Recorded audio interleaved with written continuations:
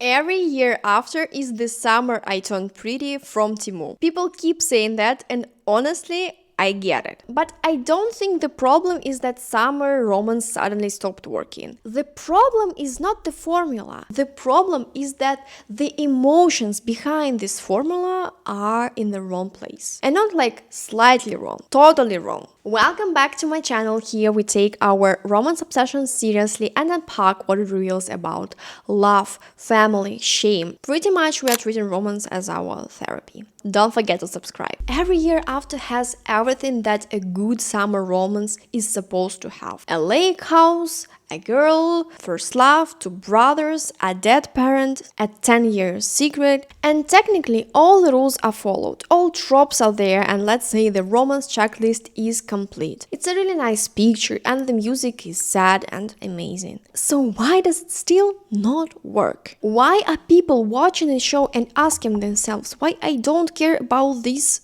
characters? Why I don't care if they end up together or not? Why does everyone on screen annoy me, especially Sam? Why does this supposed epic love story feel like a bunch of emotionally underdeveloped adults being set near water? And this is where the summer I turned pretty actually becomes useful. Not because the summer I turned pretty is some kind of masterpiece and it's perfect, no, definitely not, because last year we literally survived here in my feature, like we've been through things. But this show proves that the formula actually works. The summer I turned pretty also has a summer house, two brothers, a messy girl who is struggling to make right decisions, dead mother, the music, the picture is amazing, like all the ingredients are still the same. But the story clicks even if it's not perfect. 1 year after the end of the final season of the summer I turned pretty, we still remember this team Conrad, team Jeremiah, and that I think means that this story worked emotionally. We remember it, right? I doubt that anyone would remember the first season of every year after in a couple of weeks. Same type of ingredients, but completely different emotional result. Romance works not because of the ingredients, but because of the emotional wound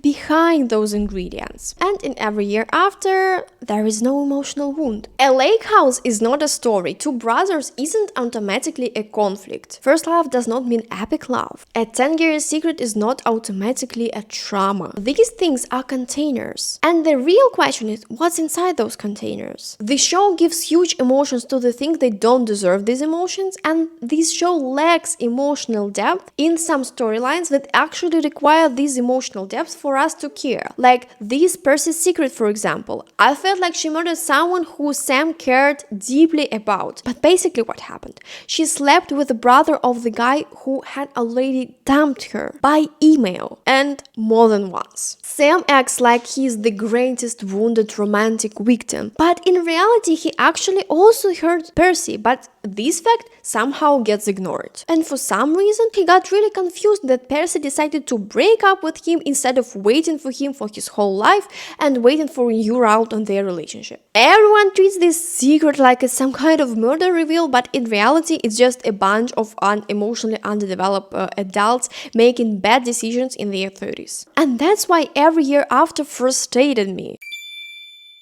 Let's start with the place, because in the summer I turned pretty, Cousins Beach feels like a character itself. It's not just a pretty location, it's their childhood, it's about family, it's about love, it's the place where they grew up, it's the place where Belly has memories of Jeremiah and Conrad growing up together with her before it gets that complicated. And that's why people should care about cousins. You understand why Belly cannot be normal about this, because this is exactly the place where she is become seen and where she is become pretty. Cousins is not just the place where the story happens. It's an emotional engine of the whole story. And in every year after, I don't feel the same about Barry's Bay. It should feel like a time machine. We should instantly understand why we should care about Barry's Bay, about this house, about this lake. We should feel why losing this ability to go to this lake feels unbearable for Percy. In the summer I turned pretty, I wanted to be in Cousins. But in every year after, I don't want to be at Barry's Bay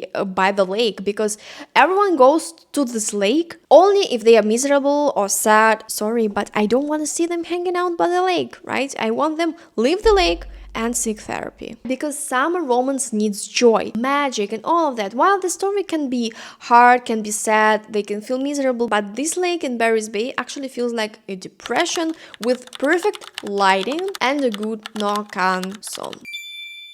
If we talk about Conrad from The Summer I Turned Pretty, he was very frustrated by, I feel like his wound was very understandable for the audience. He kept these secrets about his dying mother and his cheating father. These secrets can actually explain his emotional unavailability, his avoidance, his behavior. For a very long time, Conrad had been emotionally damaged in this show, but then they gave him the California glow, the therapy sessions, the emotional growing arc, and he is going to bring back cousins and get his girl. And then of course we get this unmatched earning that still hits all the charts. Remember, how many times have you ever been in love? Once. Or how he thinks about Belly even when she's not there. With Sam, I wanted something similar, and not because he's also a doctor. I don't know why they are all doctors. I don't clearly understand why Sam is so emotionally unavailable even when he's 30 years old.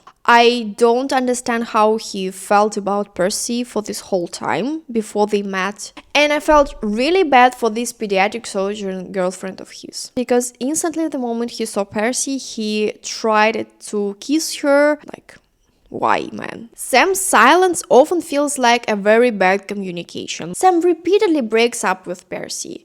He comes back when he feels like it, then he again breaks up with her. And then somehow he still acts like he's the main emotional victim of the whole story. And Percy's guilt is always there. The show never forgets that Percy is guilty, that Percy feels accountable, Percy is suffering from these awful panic attacks. But for some reason, Sam's accountability is much softer. And I don't like that, because he actually hurt Percy many times throughout those years. I don't like the idea of putting everything on this woman, because it's annoying to watch when woman stays accountable for this whole relationship while Sam is just a major emotional victim of this whole story. Conrad suffers from the consequences of his decisions. The show gives him the development arc, while in every year after, Sam just remains clueless.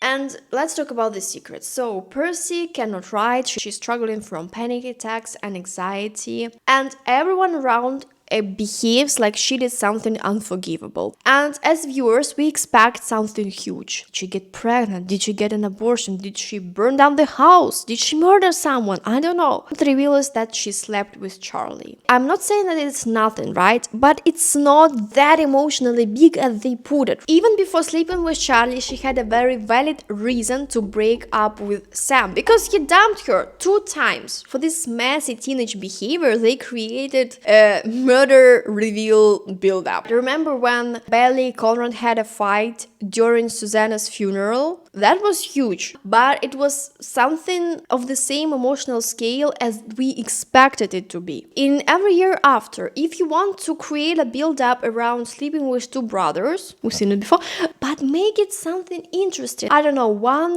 brother is about freedom, another brother is about being seen, one brother is about childhood, another brother is about some adulthood choices. Now it's very clear that she doesn't care about Charlie. She slept with one of them, she slept with another one. Why should we care about them? What does it reveal about Percy, about Sam, about Charlie?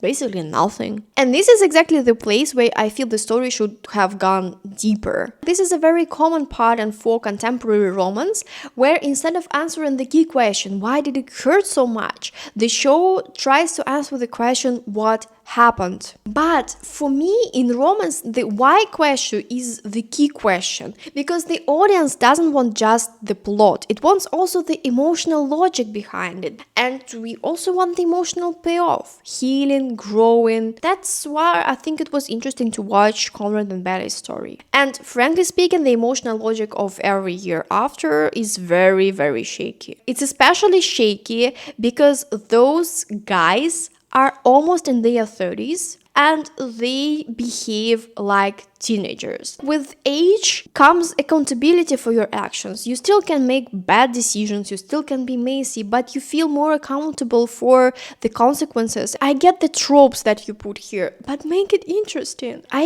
need more growth from those characters. I need more accountability because they are almost in their 30s. And I saw a comment the other day saying that the problem with this was the music. Like, they tried to put this really nice and sad music in the right moments, but instead of actually creating this mood on screen, they try to use music to create this mood for us.